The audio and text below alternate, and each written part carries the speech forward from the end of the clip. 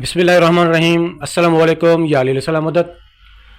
हिन वक़्तु असां मौजूदु आहियूं अलमुंतज़र वेलफेयर ट्रस्टी ऑफिस में, जिते साईं एजाज़ अली मौजूदु आहिनि ऐं साईं जो तालुक़ु अलमुंतज़र वेलफेयर ट्रस्ट सां आहे ऐं साईं जन जो उहिदो आहे मीडिया कोऑर्डिनेटर। हिन वक़्तु असां साईं सां गुफ़्तगू कंदासीं त योम इनाताम जन्नतुल बाक़ी जे सिलसिले में त हू साईं जन छा पिया चवनि। बिस्मिल्लाहिर्रहमानिर्रहीम। सभु तारीफ़ूं ऐं तमजीद आहे अल्लाह साईं ऐं मोहम्मद आले मोहम्मद जे लाइ, ऐं फिटकार ऐं नफ़रतूं आहिनि अहल बैत जे दुश्मन जे लाइ।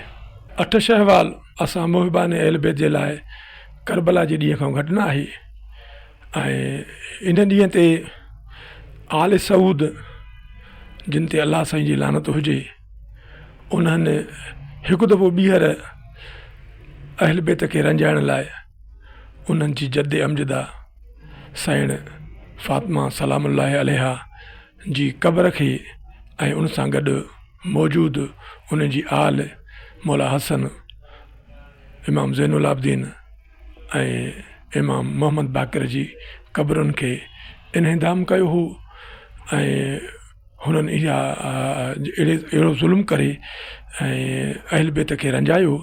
ऐं असां अहिड़े ॾींहं जी यकीनन करबला खां वठी हर उन ॾींहं जी असां निंदा कयूं था, जंहिंमें अहल बैत या अहल बैत जी रूहनि खे या अहल बैत जे पोइलगनि खे रंजायो थो वञे।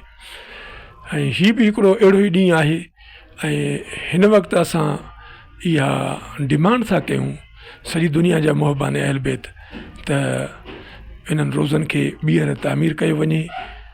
अच्छा साईं, आल सऊद जेको हिन वक़्तु ट्रेंड हलाए थी त जॾहिं सऊद में कसीना बि ठहनि था ऐं चर्च बि ठहनि था, मंदर बि ठहनि था, त पोइ साईं जी तुरबत लाइ हिन वटि कहिड़ा हथियार आहिनि या कहिड़ियूं शयूं आहिनि जो उहो हुन खां रंजिश आहिनि?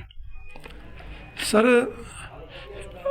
आल सऊद वारनि जा उते जेको असांजे माना नाक़स इल्म में आहे त उते ॿिनि क़िस्मनि जूं ताक़तूं आहिनि।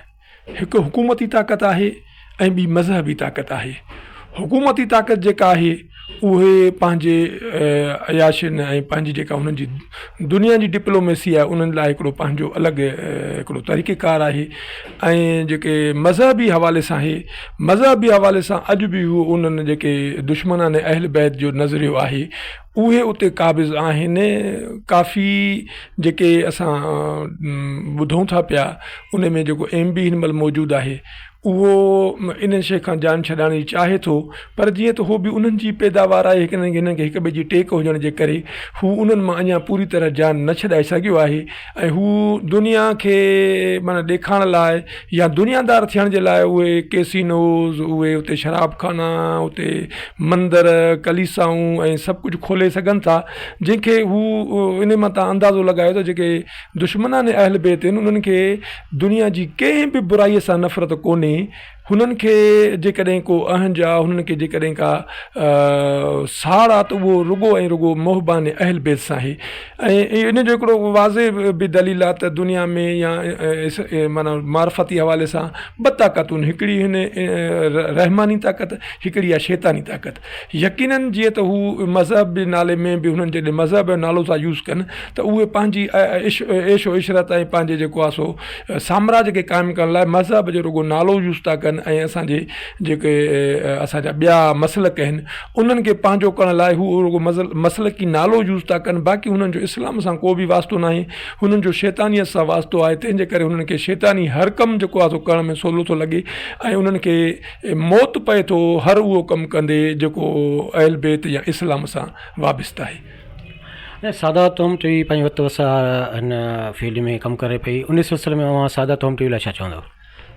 साईं, सादा टीवी वारनि खे जस आहे तव्हांजी टीम खे जो हिन अहिड़े दौर में, ऐं हीअ जेको दौरु आहे अॼुकल्ह इहो मीडिया जो दौरु आहे, ऐं तव्हां ईअं सम्झो त हिन महिल जेको असांजो मेन जीअं चवंदा आहिनि त हिकिड़ो शोबो आहे उनखे तव्हां संभालियो था, ऐं असांजी माना तव्हांजे लाइ दुआ आहे त तव्हां जेको आहे सो वधि खां वधि इन में तरक़ी कयो। छो त हिन सां तव्हां जेके मसइला जेके मुहिबान अहल बैत जा मसइला आहिनि या सादात सां मसइला आहिनि या जेके आहिनि असांजा तंज़ीमी मसइला आहिनि या समाजी मसइला सभु तव्हां उहे खणी ऐं जेको आहे सो दुनिया ताईं पहुचायो था। इहो हिन महिल टाइम में जेका ई मीडिया इहो जिहाद जो कमु आहे जेको तव्हां पिया था कयो, ऐं अलाह साईं तव्हांखे इन में कामयाबु कंदो ऐं अलाह साईं तव्हांखे इन तरक़ी ॾींदो।